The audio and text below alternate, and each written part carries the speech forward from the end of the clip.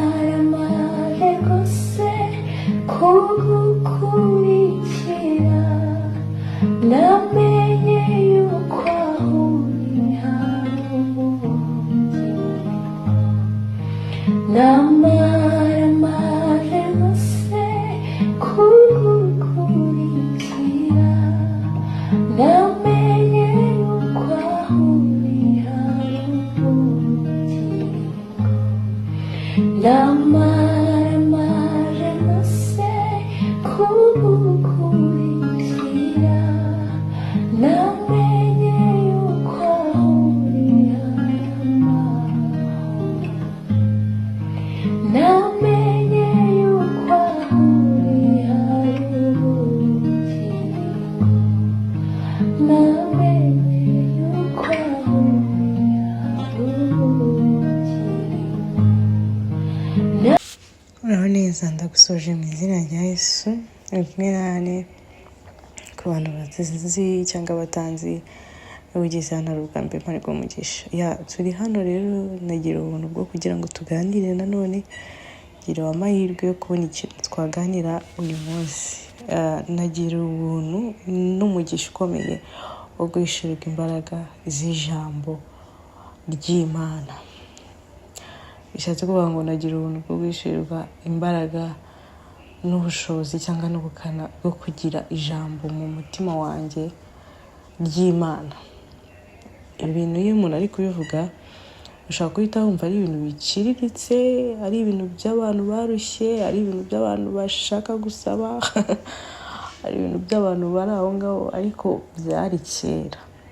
Niba hari ikintu cy'ubusirimu cya mbere gikomeye kuri iki gihe, cyangwa reka ndeke ku busirimu, ndeke kubishyira muri ambiance, ariko niba hari ikintu cy'agaciro gikomeye, ni uguhishurirwa ubuntu bw'Imana cyangwa guhishurirwa Kristo.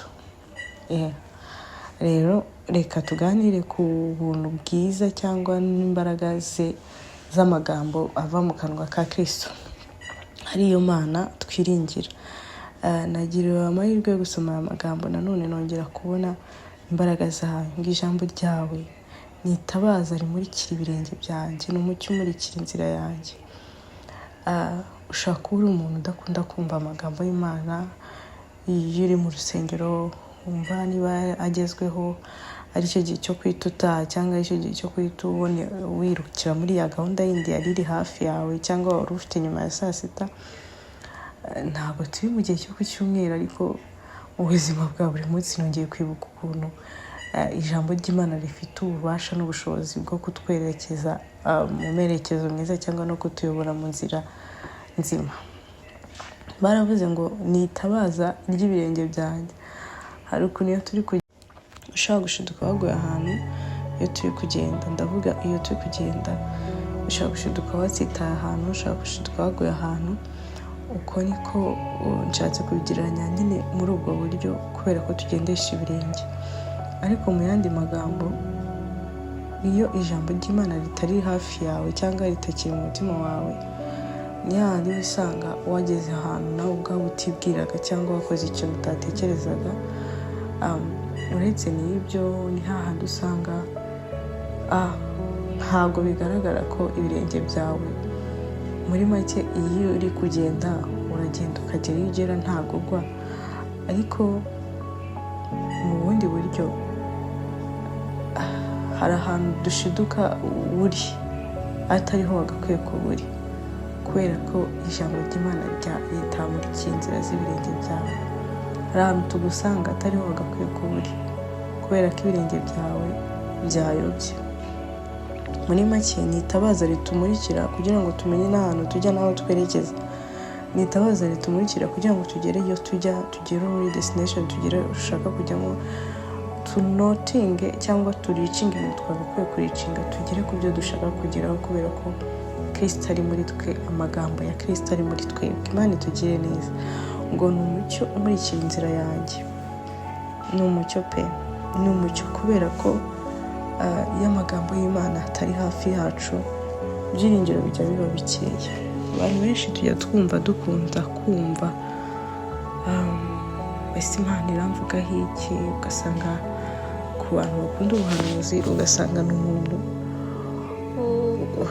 ushaka kumva kenshi ni igiki noneho uyu munsi iri bumvuge, ese noneho uyu ngiyi ndamenya mbigenza nte. Ntabwo ari abantu benshi bagira ubwo buntu, ariko baravuze ngo nimujye umurikira inzira zanjye hano, ko handitse bishatse kuvuga ngo iyo ijambo riri mu mutima w'umuntu ni igihe no mu mwijima abasha gutambuka kandi agaca ahantu hari umwijima hatabona. Ni igihe agera n'ahantu hari umwijima urumuri rwe rukabasha kumurikira abandi. Imana itugire neza. Amagambo y'Imana ni magari kandi araryoshye. Ni ukuvuga ngo imbaraga z'ijambo ry'Imana aka kanya ntabwo ngewe ubwanjye nshaka kuzisobanura bihagije. Narivuga ejo n'ejo bundi ndi kuvuga agaciro k'ijambo ry'Imana mu mutima w'umuntu, cyangwa n'imbaraga zo kugira ijambo ry'Imana mu buzima bwa muntu ku giti cye. Hari ibintu nakunze, iyo umuntu aganira n'umuntu niko agira na connection. Muri makeya ijambo ry'Imana ubundi ni ibintu byavuzwe n'Imana, ari nacyo kiganiro cy'Imana. Ni ukuvuga ngo iyo tugira ubuntu bwo gusoma Bibiliya cyangwa twicara tukumva iby'ijambo ry'Imana rivuga, ni ubushuti, ni connection tuba turi gukonekita hagati y'Imana natwe ubwacu ku giti cyacu. Atari uko hari ibindi bintu tugamije, ahubwo ari ukugira ngo tugirane isano rifatika kandi ry'umwimerere. Mwibutsa ko akenshi ibintu dutindamo, akenshi ibintu tubamo dusa nabyo. Imana itugire neza. Rero ahangaha bishatse kuvuga ngo Imana yongere iduhe ubuntu bwo kwibuka ko ijambo ry'Imana rifite ububasha n'ubugari n'agaciro gakomeye mu buzima bwacu. Abantu benshi twirukira gushaka ibintu bifatika, vision, ibintu biri aho ngaho bigaragara, ariko n'ijambo ry'Imana riracyafite agaciro gakomeye, nta nubwo rizigera rihabwa agaciro. Ni ikintu aka kanya njyewe ubwanjye ntasobanura nk'uko nyine biri. Ayandi magambo nashakaga ko twongera kwibukiranya ni ku murongo w'129, aravuga ngo ibyo wahamije ni ibitangaza, nicyo gituma umutima wanjye ubyitondera. Muri makeya nkimara gusobanukirwa imbaraga z'ijambo ry'Imana, nabonye ari ibitangaza gusa. Hari ukuntu iyo wiringiye ikintu kikakubera nk'uko wakiringiye, usigara wumva aribwo buzima bwonyine ugiye kuzaza wiberaho. Rero ikintu gituma twumva twakundana na Kristo tukumva twamukurikira ni uko ibintu ahamya n'ibintu avuga n'ibyo yahamije n'ibyo akora ari ibitangaza gusa. Ubwiza bwe, ubuntu bwe, ubwo rukundo, bya bindi byose tumurata ni ibitangaza gusa. Ngo nicyo gituma umutima wanjye ubyitondera mu gihe numva ashaka kugira inyota, ubyitondera mu gihe wumva ushaka kugira inyota yo kugirana ibiganiro n'umuntu. Iyo communication itakiriho, icyo gihe nta kintu kiba uri kwitondera, uba warateye umugongo. Yego, guhishurirwa amagambo yawe kuzana umucyo, ngo kandi guhabaswa ubwenge. Imana iduha imbaraga zo guhishurirwa ijambo ry'Imana muri twebwe, n'ububasha n'ubukana rifite mu buzima bwacu, kugira ngo tubashe kubona umucyo mu nzira zacu za buri munsi, kugira ngo tubashe kugera iyo tugera aribwo ibirenge byacu bizaba bimurikiwe n'umucyo. Ni ayo magambo rero nashaka ko tuganira, ntabatindiye. Ndagira ngo nkubutse ko mu bintu byinshi uri kwirukankaho ushaka, wongere wibuke ko ijambo ry'Imana rifite agaciro gakomeye cyane mu buzima bwawe. Ndagusabye ujye ugira umwanya wo gufata Bibiliya yawe uganire n'Imana, cyangwa wumve ibyanditswe byera. Imana iguhe umugisha. Urakoze.